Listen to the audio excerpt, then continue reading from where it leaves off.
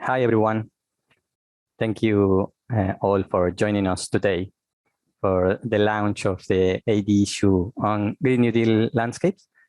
We are joined today by some of the contributors of the issue, with whom we will have a long-hour conversation, and hopefully this will give you a hint or two about the work and ideas they have been or they are sharing in the issue. So the issue has been long in the making and was born as an idea a couple of years ago when I approached the editor of AD, Neil Spiller, to propose a topic for which Neil gave me the opportunity to guest edit this issue.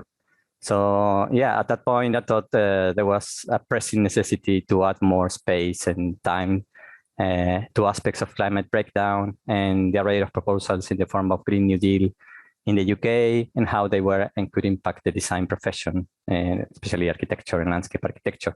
So yeah, I have been following the developments of Green New Deal in US, in particular, what Billy Fleming has been doing at the McCarr Center and others, of course, as well as efforts by schools and practitioners here in the UK and mainly led by Commonwealth think tank to foreground some of these topics. So the format of AD to compile 14 contributors was something was very attractive for me and gave me the opportunity to ask some of my favorite designers and scholars, such as the one you can see here today in the field of design and outside of it as well. So you will find in the issue not only architects and landscape architects, but also environmental historians, farmers, political economists, and practitioners of the construction. So in the issue, which I'm glad to see. After all, while all the contributors in the issue share a vision of the present and future based on existing ideas, policies, technologies that may or may not be part of the Green New Deal officially, but that those ideas can contribute towards a version that may be more just and inclusive, not just in the North, but also in the Global South. So yeah, fast forward 2 years, and here we are in the launch of the issue. So I'd like to thank all of the contributors for being part of this journey and for sharing the work they do in this format. I am very happy with the result, and I hope you all are as well. I also want to thank Caroline LRB, the AD managing editor, for her professionalism and efficiency in dealing with the issue and for providing the framework and methodology to make it happen. I have to say that it's a format that is very strict, but at the same time is very productive, and it's one which gave me or gave everyone space to display their latest work and thinking, and something that I think is accessible. So if you haven't, you can get a copy for yourself. The issue is now available in the Wiley website, but also at the AA bookshop, and it's at a discount rate. So take the opportunity now or never. At the same time, I thought that the topic and contributors have much more to say than the space they had in the issue. So today I invited some of the contributors so they can converse with each other, ask questions that their contributors may have not answered because of the limited space they had, or simply expand a little bit more and further clarify their positions. I am also preparing some other events and formats which will explore in greater length the work the contributors you are producing. So that's for the future, but stay tuned for some news on that front as well. So for now, please join me in welcoming Billy Fleming from UPenn, Julian Siravo from Autonomy, Lindsay Bremner from Westminster University, Jon Hutton from Waterloo University, Alison Creba from Artscape Witchbook Barnes, Mae Bowley from Repurpose Savannah, Jon Goodbun, and Christina Geros from the RCA.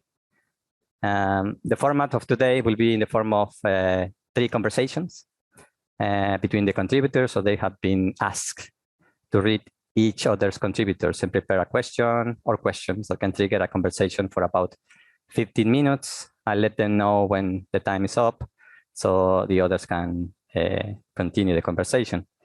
The first conversation will be between Billy and Julian on design and the Green New Deal. Both have been involved in shaping some of the ideas in the policy work in US and UK, and both are designers with practices within and outside academia where they have been applying those policies.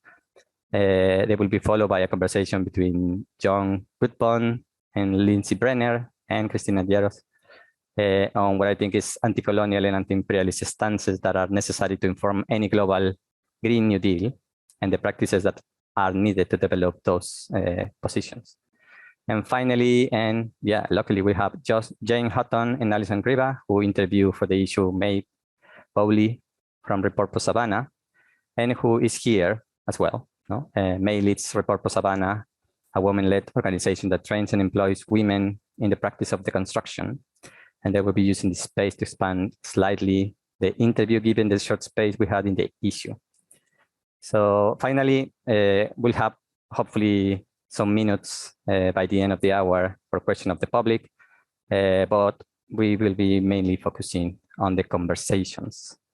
So if you have any comment, please place them in the chat and we can collect them and afterwards ask them at the end or share them with the contributors. So yeah, let's start with Billy and Julian. I'm just going to read quickly who they are for those who don't know them. Billy Fleming is the Wilkes Family Director of the Ian Mahar Center at the Weizmann School of Design in the University of Pennsylvania, and is co-director of the Climate Plus Community Project along with Daniela Dana Cohen and a former senior fellow with Data for Progress. He's co-editor of a book on adaptation Blueprint, co-editor and co-curator of the book and international traveling exhibition Design with Nature Now, and plenty of others. Julian Siravo is an architect and urban designer working in policy. He has spent time in research in commercial architectural practices, eventually gravitating to the think tank world. He is co-director of Autonomy UK, a think tank focusing on the future of work, and he leads the urban research branch of the organization, prototyping spatial and infrastructural responses to transformations in work and welfare. So yeah, so I give the platform to Billy, I guess, and Julian, whoever wants to start this. Thank you very much. Sure, I can get us started if that's all right, Julian. Cool. Well, one, I just want to say hello and thank you to Alfredo for putting together this fabulous issue and then inviting all of us here to chat some more about it. I've so thoroughly enjoyed getting to know all of you and your work through the issue, and just have a lot of admiration and appreciation for all the work Alfredo did to put it together, because volumes are not easy. So thanks again for pulling this all together here. And it was, such a pleasure to be asked to review Julian's piece for today too, which I found sort of resonating with all kinds of things for me. So what I'll probably do is, by way of a question, is what I'd like to do is, because your piece reminded me of a couple of other pieces that I think are important, I'm going to read an excerpt from yours and read an excerpt from theirs, and then maybe try to get to a question for you. We'll see how successful that is. But you open up for us, I think, with a really nice framing of the rest of the piece. So writing, our understanding of sustainable employment must go beyond the question of who and what, and begin asking how and when a job is green. How much time do we spend at our jobs or commuting every week? How do our working lives and indeed our salaries, benefits and working habits, our food choices, or who we spend our time with, a transition to a green society, one that places care at its center, will require us to reimagine the places and cultures for all of our jobs, not just the green ones. And this could easily connect to lots of different pieces, but for me was connecting pretty strongly to one from Joanna Kloppenberg and Nicholas Carodi in Harvard's Design Magazine a few years ago, and a special issue on labor in particular. And I won't read the whole thing, but just a couple of excerpts from it. What if we acknowledged that we had fallen out of love with architecture and couldn't remember why we loved it in the first place? That we'd given up on building long ago because we had no interest in collaborating with developers, in designing money laundering schemes or parking garages for foreign capital. That we had watched academics lecture about labor practices while exploiting their assistants and overworking their students. What if we told you that we were beginning to think work itself was the problem? And so I guess like from there, I want to ask you maybe to tell us a little bit more about Autonomy's work, right? Which you obviously give us a lovely sort of slice of the portfolio of the think tank and the piece. And as you do that, maybe to help us like think through what's new, novel, or not about what you're kind of putting forward in this contribution. Thanks, Billy. And thanks, Alfredo, for inviting me to write and for inviting me here to the event. So I guess a few words about autonomy, and I guess the concept that resonates a lot about sort of falling out of work. I think that is kind of why autonomy was set up in the first place. It was linking up to a tradition which had been in many ways left behind in the labor movement about taking back our time. And about really asking what is even the point of getting up and going to work, if not our mere survival. And I guess what is are there any other ways of getting there that are not a shit job, essentially? So I think that is really that's really where we started in 2017 when I met Will, the founder, and Kyle, the co-founder.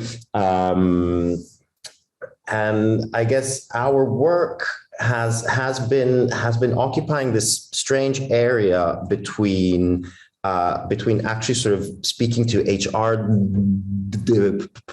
departments, but also being part of this intellectual infrastructure known as post-work. And in the early days in particular, but still now, we were in touch with people like Nick Cernacek and Helen Hester, and sort of that growing cohort of sort of post-work thought. And obviously all of that sort of, I guess it comes back to the issue of what a Green New Deal is, and sort of before even a Green New Deal, what a New Deal would actually look like. What is a New Deal without that element of sort of glorifying work, in particular glorifying sort of male factory work, and sort of all the trappings of the mid 20th century relationship to production. And I guess it's the right moment to sort of pivot back to your work, Billy, and actually say that some of what you called the sort of the making visible and concrete those Green New Deal visions don't have a lot to do with work itself. They have to do with the way that we live. And the way we sort of care for each other as a community. And I guess my question for you, I'm very humbled to be in a conversation with Billy Fleming. I have to tell everybody. And I guess my questions are more about sort of how do you go about doing some of this work, and I guess sort of you exist at this intersection between all these different scales of operation, and so between sort of the policy world and sort of co-designing projects with communities on the ground and everything in between. And I guess my question is, how are you doing with sort of trying to scale up some of the lessons that you're learning, let's say, in working out these sort of very community-centered visions, which will obviously tend to be very specific and local, and I guess, like, what does it mean to do the work of translation from those very sort of intricate and almost messy visions into sort of a colder operational policy work? I hope that's not too big of a question.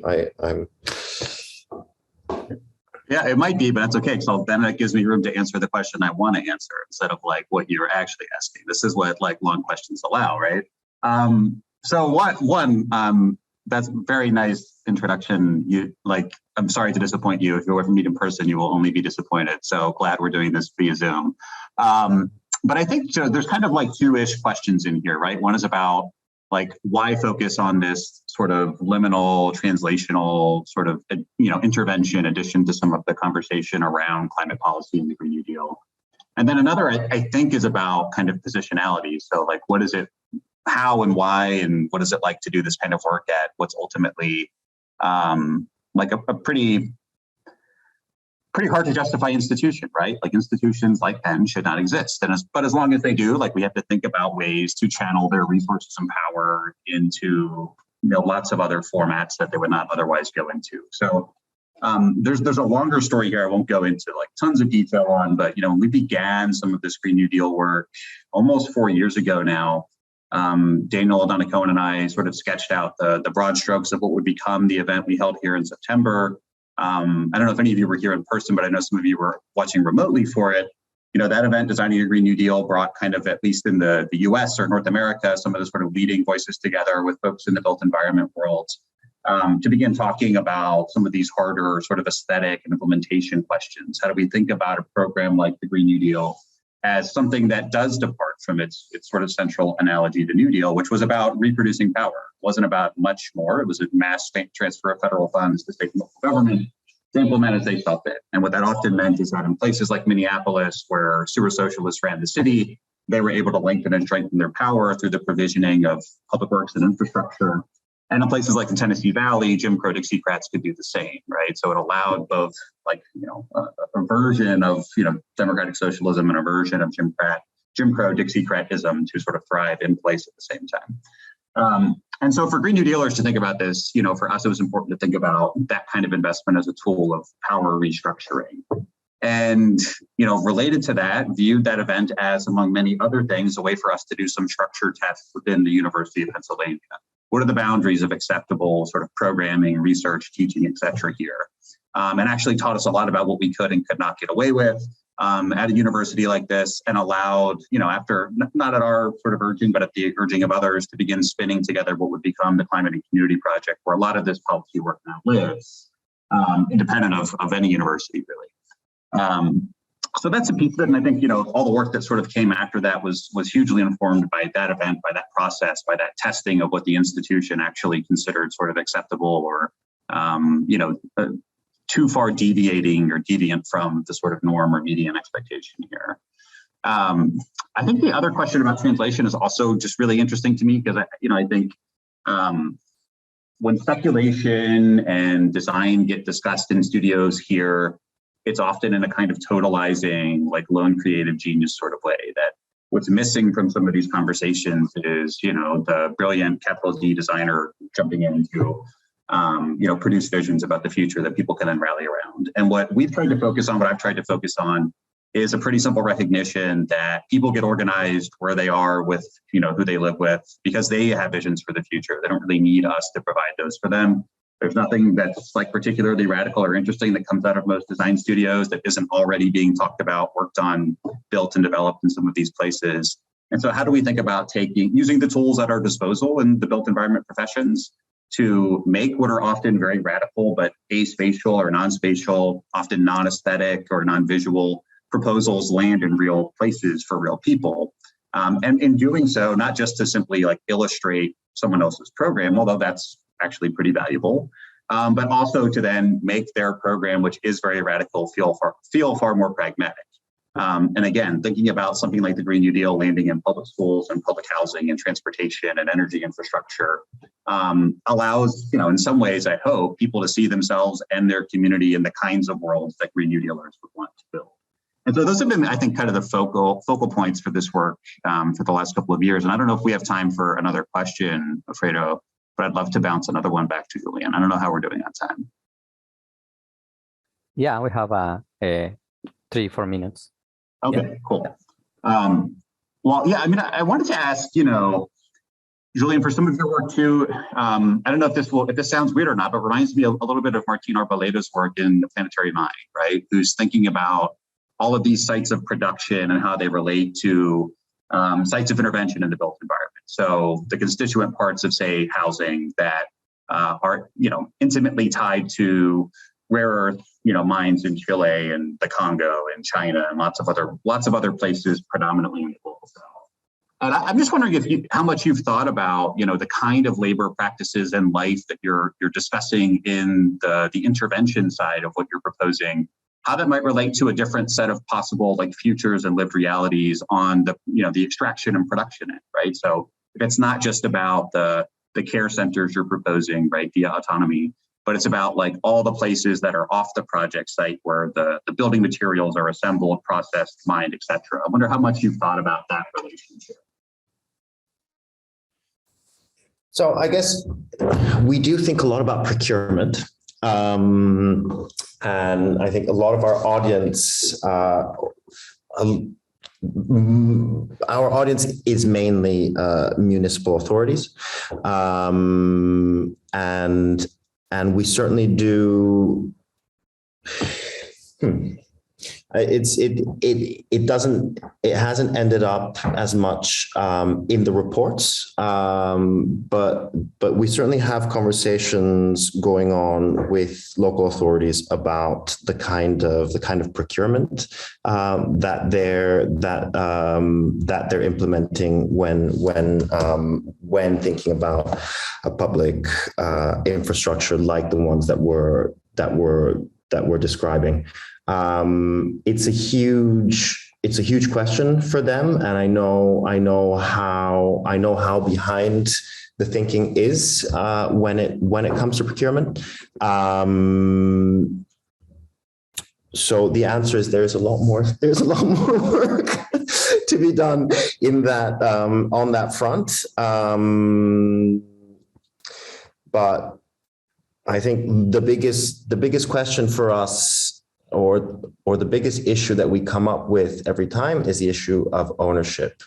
In the UK, ownership of the kinds of assets that we are describing here is not in public hands. It's not in local authority hands.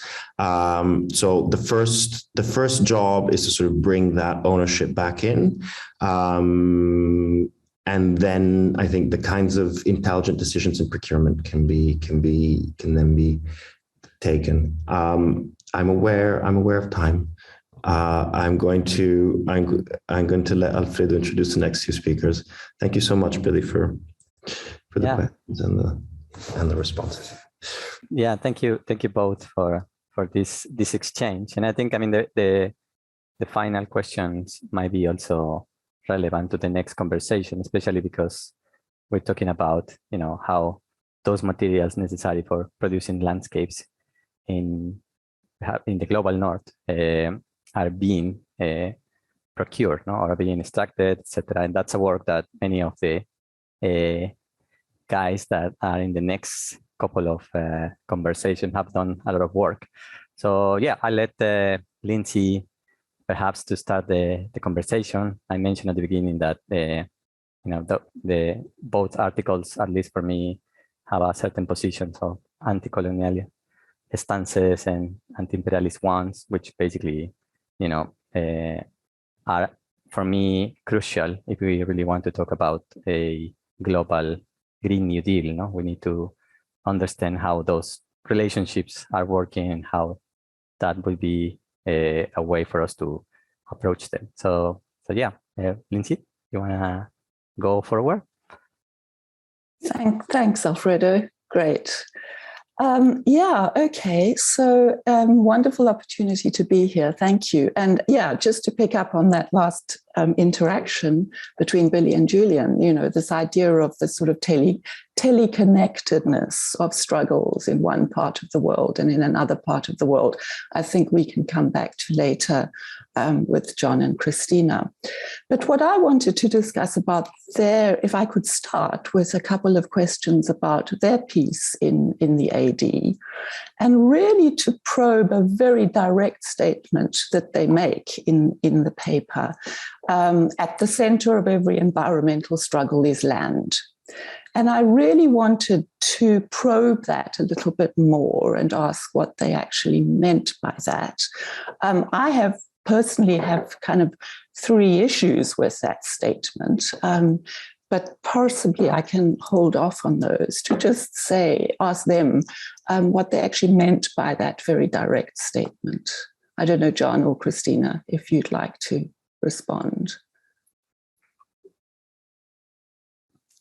That's a great question, actually. So simple and direct. I mean, I can have a very quick go, and then I don't know if you can fill in my mistakes, Christina, or we can. Yeah, no, it's a great, and I can see where you're immediately driving with that, and I think it's yes, you're right, in that it's about a certain understanding of territory, maybe we should say, which could indeed be watery or airy or whatever, but it's about the situatedness of particular modes of existence. But certainly land has been, I think land's kind of interesting because it helps to situate these very particular global conditions where we're seeing, the Enclosures Acts that kind of, if you like, initiated the launch of the whole commodification process globally, and which were the way almost that Europe was colonized itself, or forces initially colonized Europe, and then that continues to be replicated around the world, and is perhaps and so taking land as a paradigmatic extraction site. But if the kind of follow up is, could this be sea or air, then it most certainly could, and indeed in the work that we've been doing, and actually in particular probably the work that Christina's studio has been doing, has certainly taken on this expanded model of land to be territories in general, I think. Christina, do you want to? Sure. Yeah, thanks, Lindsay. I mean, I probably have some of the same gut reactions to that statement that Lindsay does. But I think that the way that we really use this term, take back the land, or land within the program, is really sort of around the idea that land is really a political construct. Land is material. It is lots of things. And so in order to, I think, build solidarity or like systems to intervene within struggles or to redirect certain momentums, we have to sort of design towards systems of empowerment around land that then allow people in those struggles to control or redirect or pause or prevent like the material flows in and out of those spaces. And I absolutely think that could be, I think it is, the political construct of airspace and sea space, hasn't exactly been, it's not as well instituted as land, but it's certainly going in that direction, right? So yeah, I think that's. And it's I think I hear what you're saying, but I do think the sort of terracentricness of the idea of the use of the word land really does occlude the possibility of engaging with water and air as sites of violence and political struggle.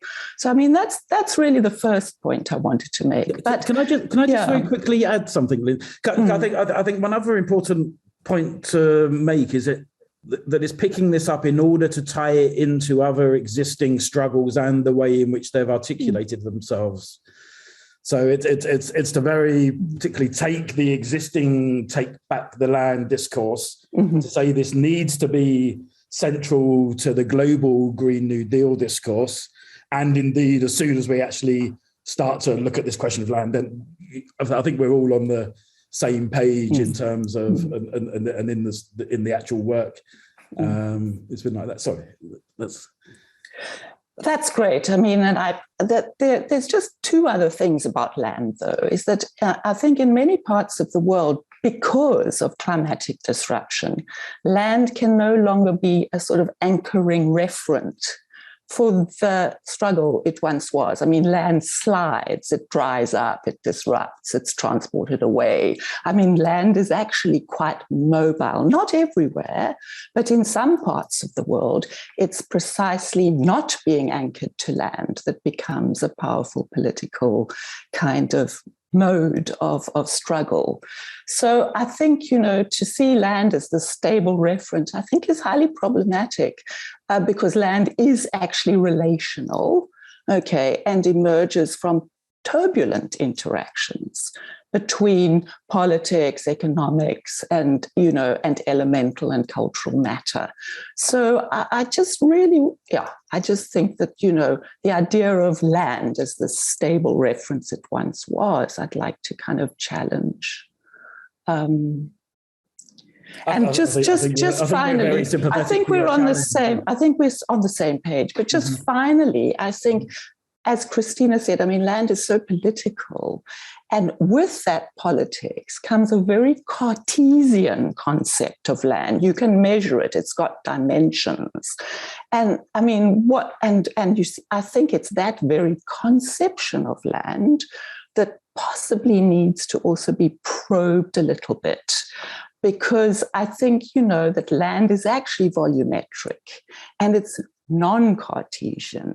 And I think, how we grapple with some of those wonderful ideas of land in the Red New Deal that I see as non-Cartesian concepts of land. And, that land is actually one that offers a kind of possibility of connectivities rather than just being rooted in a kind of very Cartesian bounded concept. So maybe there are other concepts of land that we need to start to develop and deploy. But anyway, I've talked enough. Maybe you have a question for me. No, thank you. I mean, I do think we're on the same page on that, but I think it's brilliant to bring that to the fore. There's some things that I'd like to. It's not so much a direct question. There's things that I think it'd be great to draw further out of you. And again, I mean, it's a pleasure to be able to have this conversation. And as a former colleague at the University of Westminster, and I've watched your project unfold. And Christina obviously has been involved in that and in the environmental architecture project that we've written about here. And actually, just in your very title, where I've seen you use various formulations of monsoon. Things and I haven't seen this one before of monsoonal solidarities, and I thought it's a very interesting one because again it touches on a great number of questions which I think have to be central to the global Green New Deal discourse, which is about how can we, capital is utterly promiscuous across the planet. It's shifting lands all over the planet in the ways that you've. On top of the ways that you've already described that various planetary, non-human meteorological systems might move land around, but obviously so does capital and commodification.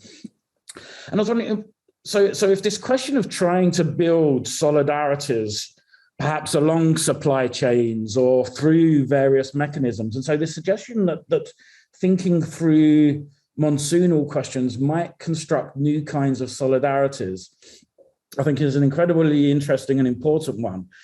And I think it'd be great to try to talk about more. And I was wondering, solidarities, are you thinking about like human and non-human solidarities, or are you seeing the concept of looking at these bigger systems as themselves a mechanism for constructing human solidarities, or both? Thanks, Jon. That's a wonderful question. I mean, in the context of the writing of this paper, it really was about how the kind of territory of the monsoon, which is global, and the way it's been impacted by globalization and disrupted by globalization, offers the possibility of struggles between communities in various parts of the world who are facing very similar kind of violent disruptions to their lives. So really in this context, I wasn't thinking about human, non-human solidarity, though in other contexts we have written about that, but it was more about solidarities of struggle.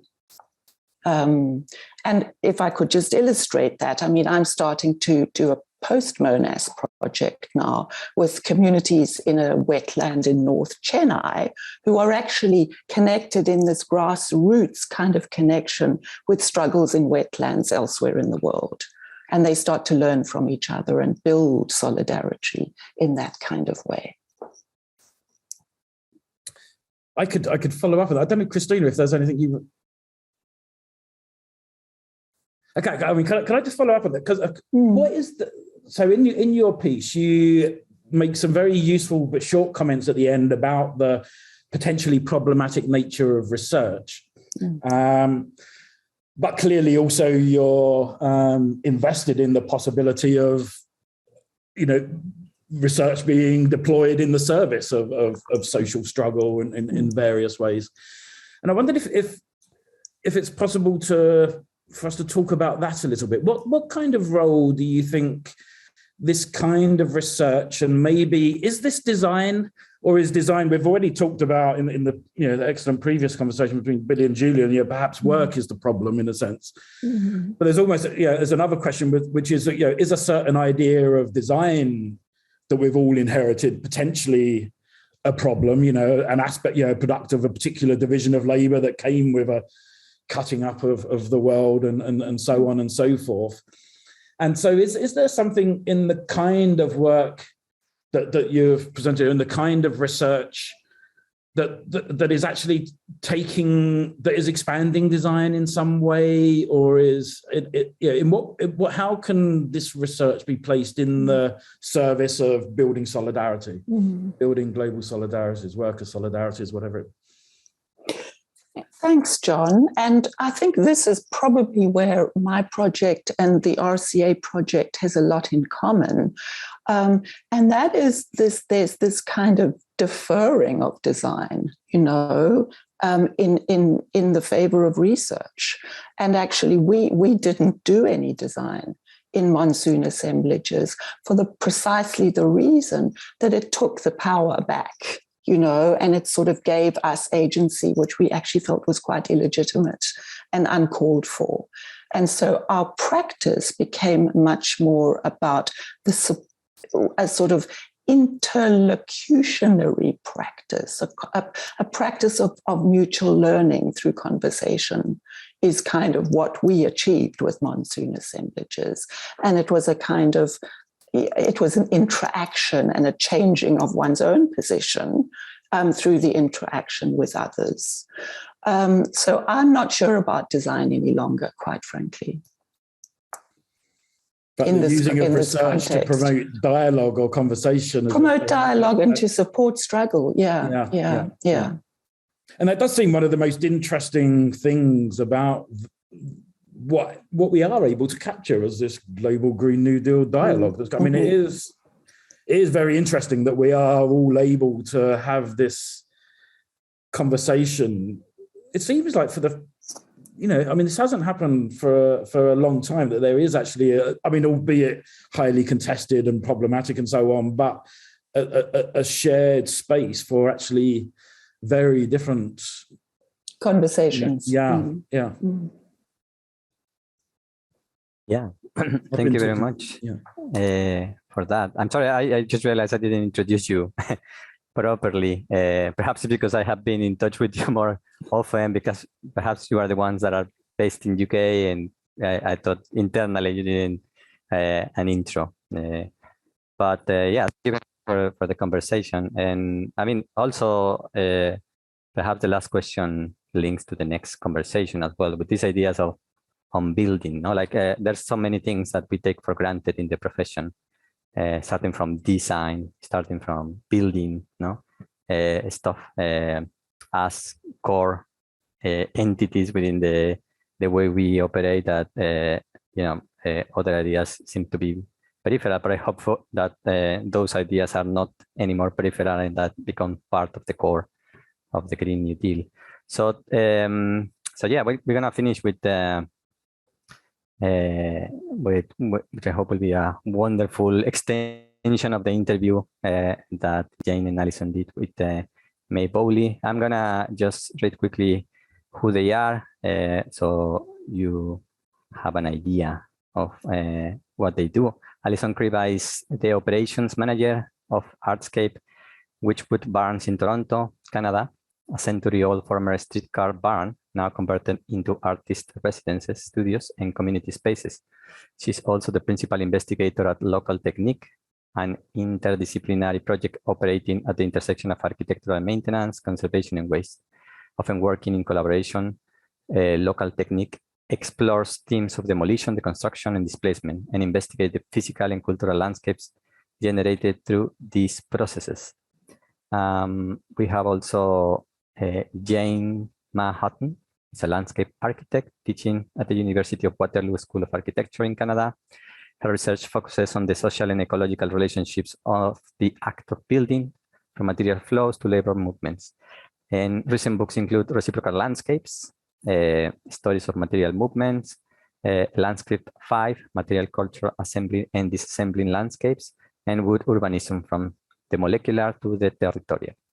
And also, we are very happy to be joined by Mae Bowley, who is the executive director of Repurpose Savannah, a non-profit based in Georgia, in the US, that seeks to have a positive impact on our local and global environment by reducing the harmful effects of demolition on the health of our neighborhoods, and by diverting large quantities of waste from the landfill, transforming it into community resources. Repurpose Savannah pays special attention to historic materials, particularly old-grow lumber that can be found in historic structures. So join me and welcome the three of them. Thank you very much for being here, Jane, Alison, and Mae. Thanks so much, Alfredo, and thanks to everybody for the conversation so far. It's really great to be here with all of you. And we're just gonna kind of spill out a little bit from this piece that we wrote together called Taking Apart Buildings and Systems. And the basic, for just like kind of basic context, was the idea that, if we can kind of agree that conventional construction and demolition tends to undervalue materials and people and landscapes and all kinds of relationships. The question is, how could deconstruction, so the more kind of careful tending of the taking apart and elongating a relationship with building materials, is an important countermodel to that. And so Alison and I were very inspired by Mae's work and the work of Repurpose Savannah, and we are kind of interested in it as a kind of practice of like meaningful, circular building, kind of circular economy and circular ecology. And so what can we learn? Like how can we as designers and people related to the building industry learn from this practice, which is already going on, which I think is actually what, to come back to the first conversation, was like, well, there's actually a lot of stuff going on and we need to learn from it and we need to support it. And so I think we saw this looking at Mae's practice as a connection to like actually try to see like what can we learn from this industry and the people already doing it. And so we're just gonna, I thought first we just get Mae to say a little bit. It's also like, I just feel like this is such an inspiring organization that I feel like it's a good plug time. So you give a plug? Happy to, I'm always happy to plug. Great. Thank you so much. I'm happy to be here with you all. Talking with Jane and Alison always seems to really bring out the deep and meaningful aspects of this work that we don't always get to discuss on the day-to-day basis when we're, pulling drywall off of the walls. So my nonprofit specializes in deconstruction of historic buildings. And in the context of Savannah, Georgia, that is a large percentage of the landscape. And what deconstruction is the systematic unbuilding of buildings carefully with the goal and intention of diverting as much of that from the landfill, from the waste stream as possible. So there are a few things that we do that are quite different. The first being we employ women exclusively. It's a training program for women to gain entry into the field of construction and demolition, which is a heavily male-dominated worldwide. And we also pair our structural removal services with research and documentation, such that as the building is disappearing from the landscape, its histories are becoming attached and encased in every bit of material that then circulates within our local economy. So that those histories, rather than being erased, are being celebrated, circulated, and almost emphasized more than they certainly would have been if the building had been crushed and demolished. Is that good? That's excellent. So we had just a wonderful conversation with Mae that ended up becoming the article that is in this edition, and that conversation started with a story about a brick. And so we thought that it would be good to start with the materials themselves, because they are, of course, at the heart of your work, Mae, and you have shared so many stories about that. And so I guess the first sort of question is very simple, and how, if you could share a story briefly about how taking things apart, how deconstruction reveals aspects of our physical and social fabric deeper. Oh, yeah. Lovely. Great question. Oh my gosh, there's so many ways I could answer that question. I'll try to be brief. First and foremost, there's something so transcendent about the process of, how do I say this succinctly? So when you're deconstructing something, and particularly something that's very old, you are connecting to this interstitial space between, when we think about a building, right? We're spending time in the interior, and we're obsessed with like curb appeal and like the exterior, but there's this bit in the inside that is the most informative about historic, so many things, cultural practices, about how we used to build, about what culture and societies used to look like, regional differences depending where you are in the world. You can learn a great deal about place and about people from spending time in those spaces inside the walls. We see tool marks all the time that just rocket us back into the past, where we're standing in the same place where a craftsperson made a decision and used the tool, and we see that evidence. We see lots of writing in the walls. We find scribbled notes, math, even intentional like time capsule messages that people have left behind saying, this is the company, this is the year, we did this work. So there's something meaningful that speaks to a very specific place, but that also speaks to like this broader evolution, our humanity, something that is missing. I think we talk a lot about like what's missing in architecture today, what's missing in the built environment, some meaning, some connection, some authenticity, something that gives people that spark. It feels like today everything's adhesive and, I think somebody said money laundering earlier. And so I do think it's important to spend time as a community in those spaces. I think it helps connect. And we've seen this in evidence. Our whole community has really rallied around, and they just like observe and consume our work because we do it very publicly. We're very active on social media, and you wouldn't believe how much the community is hungry for these glimpses and these insights and these connections into our past that speak so much about our future and where we're going as a species in this time of climate anxiety, truly. I hope that answers the question. Mm-hmm. I'll let Jane go to the next question, but I do think that also connects with the earlier conversations about labor and really the labor it takes to take things apart, but also recognition of all the different series and people who participated in making something, and can give us insight into what making another future looks and feels like. Yeah.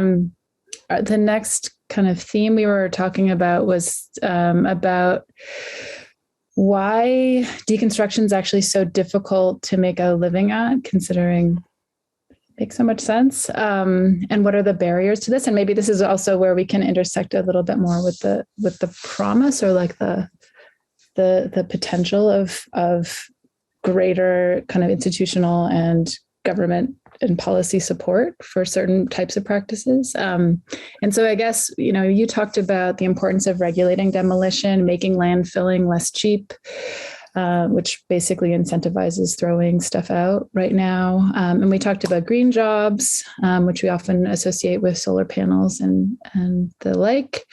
But then like kind of wanting to get your take on this, of the notion of a green job, and how, your thoughts on kind of scaling up, if what maybe feels right now like a kind of niche practice, like what the possibility, kind of like what your visions are for this at a kind of, national or larger level. Yeah, and I guess also what this means. You're working specifically working with women, and then thinking about what this means for the workforce, and people who might be typically not empowered in the building trades right now. Yeah, there's so much to say about this. Okay, so I'm going to start with incentivizing and why it's so difficult to do deconstruction right now. And that is because we're competing with demolition, which is fast and cheap and pretty easy. And deconstruction is slow and expensive and difficult. So obviously, without having to get down into budgets, you can probably see right there why we have a challenge. I think the best way to try to see a sea change is, of course, by aligning our policy with our values. And if our values are more about environmentalism and creating good jobs, then we're going to incentivize industries that do those things rather than ones that don't. And we're starting to see this. So obviously, we're working on policy here in Savannah. We're talking about an ordinance that would require deconstruction of historic buildings, but we're coming as part of the sort of a wave nationally. There's a lot of cities that have already got policy in place, and a lot more that are talking about putting it in place, because it's clear that if we're going to have an edge, if demolition is going to gain any market share, I mean, I work so hard to make sure that we can stay in business. It's getting better because we're gaining traction in our community. But the thing that would make the difference is if we had the same sort of support and advantages, or if support and advantages that are created by policy were shifted more in our favor and away from the destructive, short-sighted practice of demolition. But, in order to accomplish this here, I've had to prove the model. So you have to show that it can be done. You can't just say, we should do this differently. This is a great idea. I think a lot of marketplaces are there's an idea doesn't count unless you make it work. So we've had to find creative ways to subsidize ourselves. Wouldn't it be nice if we were subsidized from the outside because our community wanted to sort of co-opt this idea? And then I think and talk a lot about what it means to scale it up, because yes, we are this sort of niche, weird thing in our community and globally. Deconstruction is both a very old and a very new idea. Deconstruction was traditional practice, and I can speak more specifically to the US, but it was the technology that was developed during World War II, bulldozers and earth-moving technology, which then was brought home. And then we had the great, urban renewal movement and the building of the highways and clearance of landscapes at an unprecedented scale ever seen in the world. And so very quickly we forgot, just in the last 80 years, 100 years, not even 80 years, we forgot that it didn't make any sense to crush everything and put it in the garbage. Because we never did that before. And it's time to bring that back. But another part of the reason why that practice went away was because of the cost of labor. And as we all know, labor we can't have this conversation unless we're talking about labor. I mean, we can't have this conversation unless we're talking about land. We can't have this conversation unless we're talking about histories and erasure, about race and about class. It's like, there's nothing that this doesn't touch. But I think most particular, we need to look at how do I say this? We're replacing a model of sort of out of sight, out of mind with this caretaking model. It's a caretaking for the planet. It's caretaking for our workers. Obviously, when you look at sort of like material realities of contemporary buildings, there's so much toxicity and there's so much hazardous material. This has been mostly true since about same time, since post World War II, when we saw the development of a whole lot more processing and manufacturing of building materials from sort of like non-natural resources. And so it's okay to build stuff out of that toxic stuff if you're just going to crush it, and you're only going to crush it in poor neighborhoods where nobody cares, and then it's all going to go to the landfill and we'll all be dead by the time the environmental crisis, you know what I mean? But if you're thinking about, we're building buildings that will be taken apart by hand by humans and we don't want any of it to go to the landfill, and we don't want our future generations to have to bear the brunt of what we've built, I think that changes everything about the built environment. And it does, you see modular building becoming a much more popular concept.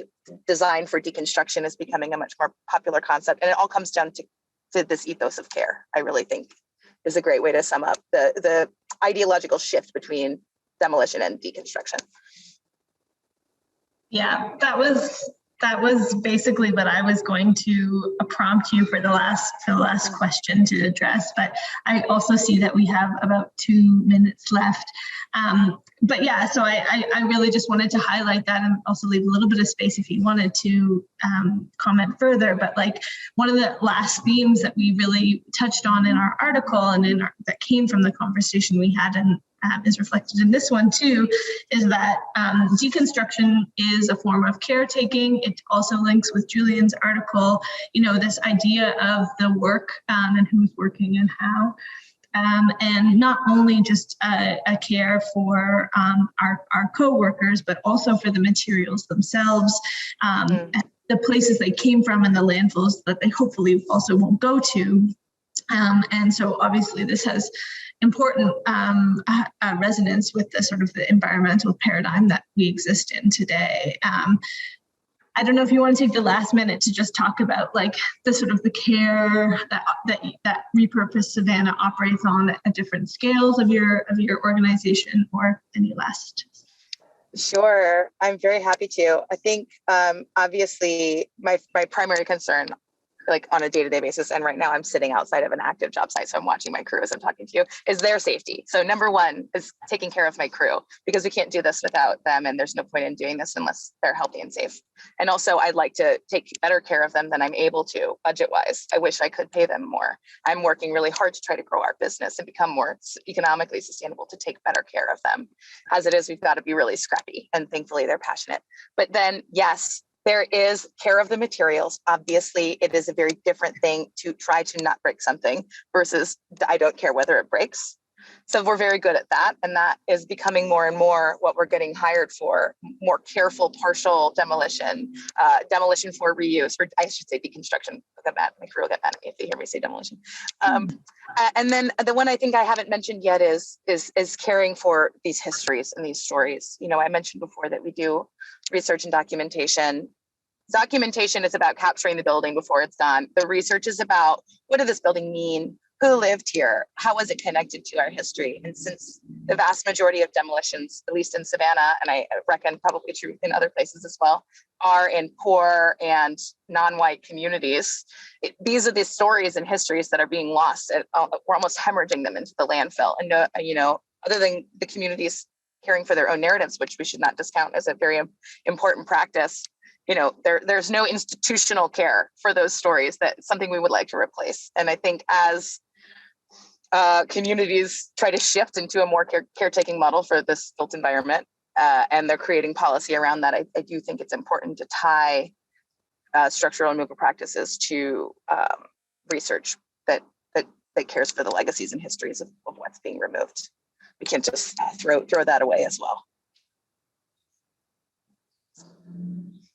Well, thank you very much for that. And sorry we have such a short time for all the conversations. I mean, obviously they could have gone a little bit longer, and there will be time for that. There will be other formats I'm hoping to get and expand on some of these ideas, also perhaps with more people. But I guess for the audience, it was a good opportunity to get into some of the topics and ideas that the issue discussed. So I hope you all enjoy the issue. There will be a recording of this day in the near future if you want to share it with your networks. But other than that, thank you very much for all the contributors, and I hope to see you soon. Have a great rest of the day. Bye. Thanks, everybody. Take care. Thank you.